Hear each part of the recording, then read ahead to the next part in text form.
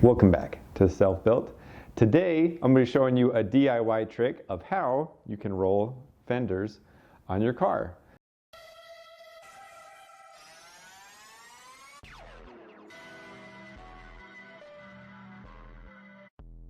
This can apply to just about any car that you have. You may wonder, why would you ever want to roll fenders? For my reason, I bought some nice fat aftermarket tires on the back. You got to complete the muscle car look. The only issue that causes is when I hit bumps, the tires will get a bite taken out of them on my passenger side, and it makes me really sad when I see that tire, or whenever I go bumps and I hear that sound. It's bad. I don't like it at all. So what I'm going to do is I'm going to roll it out. There's a couple different methods. There's some old school methods of using a baseball bat. I'm not going to do it that way. What I have is one of these. I didn't even know these things existed until I was checking out some stuff. And I'll leave a link in the description. I got this for $35 on Amazon. You can get them up to like 150, 200 bucks. They all look the same. So I'm like, why would I pay more? I don't really, I don't see the reason why.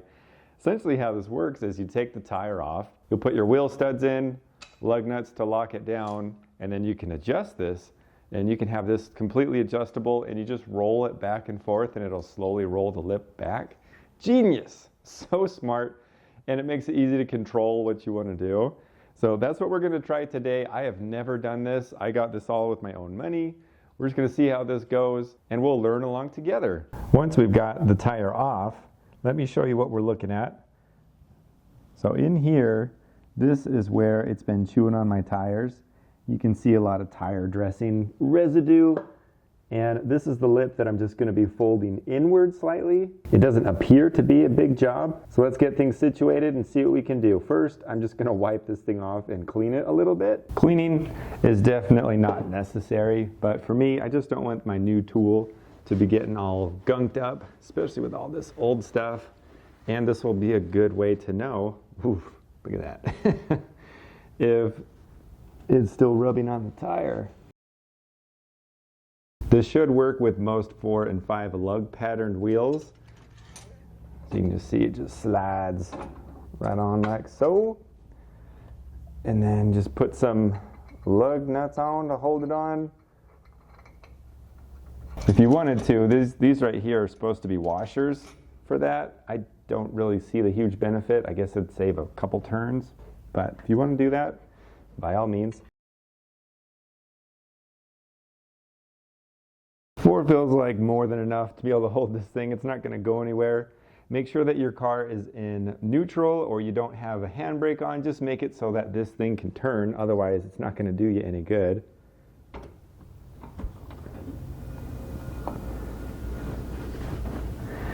There's a couple ways you can adjust it. This thing right here actually bends back and forth, so you can adjust the roller exactly how you want.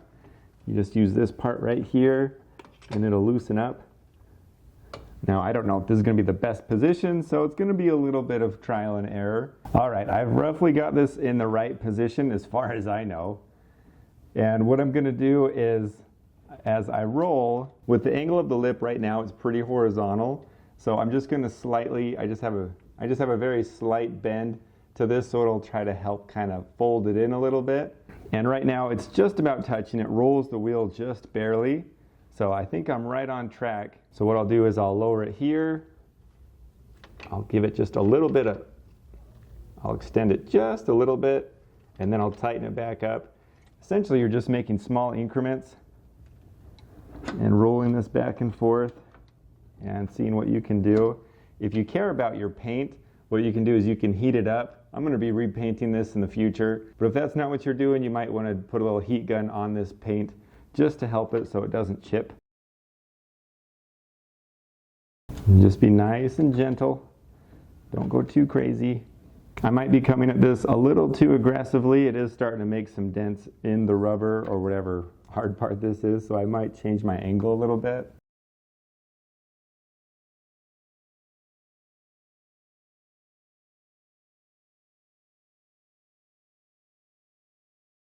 After a bit of rolling, let's kind of see what the progress is. So if we look at here, this part I haven't really focused much on. It pretty much just goes straight.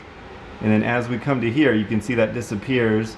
I've got to bring it all the way to this angle It's definitely angled in quite a bit. So if we look at it from this angle, you can see how high we've got to look before we can even see this. If you want to compare it to one that's not rolled, this side's never had an issue with bumps, so I haven't touched this side, but you can see that this sticks out pretty quickly. You can find where it's at. So you can see it's definitely made a lot of progress on the other side for here. Back to this side, I think I'm pretty good on this top end, at least for now. I want to focus in a little bit here because I can see some wheel rub, so I'm just going to focus on that a little bit, and I think this will be pretty much good to go. With this shape of wheel well, I'm able to hit the top part first, and then I'll have to extend it longer if I'm wanting to hit back here at all. So I'm just going to add a little bit of length, and you just do that by tightening and loosening this, and then you can pull the link up, tighten this back down, and find that right length that works for you. I am going to also eventually, once I finish that, I'm going to make this angle just a little bit more so I can fold this in just that much more so I don't have to worry about it. I'm getting to the point where my angle's just getting higher and higher. I'm just slowly folding that fender line right in so that way it won't be hitting those tires. It's just a process. So far the technique I'm finding that's working the best is you'll set your angle, you'll get your length pretty much set close enough, and then this is where you really make the adjustments as far as bringing it out and folding it in just that much more. Once your wheel is essentially just falling off the fender, then that's time to readjust, make this longer or change the angle, and then go back to using this. But it is coming along pretty nicely. It just takes a little bit of trial and error. I'm not sure what people's opinions are, but the reason I'm keeping my trim on is just so it'll be lined up with the same groove. I won't have to pre-bend it. Otherwise, I don't know how I'd make it work just the same way. Quick little tip for you. Just working on this bottom portion right here. Just want to roll it a little bit in. It seems like the hardest part is just trying to figure out the angle of your roller and then the length that'll fit to this well without digging into your wheel. Definitely a little trial and error, but you'll get there if I can figure it out. I know you guys can figure this out too. So I'm going to call it at that and put the wheel back on and test. And you can see how much tighter it's rolled, especially on that top portion. That should very much minimize, hopefully eliminate any sort of tire rubbing or anything like that. Originally it was pretty straight on, and then you can see that my hand goes way in there. Folded it up pretty good. And there you have it, ladies and gents. So a newbie. It's mostly because my wheel well was so dirty, but this is looking pretty gross.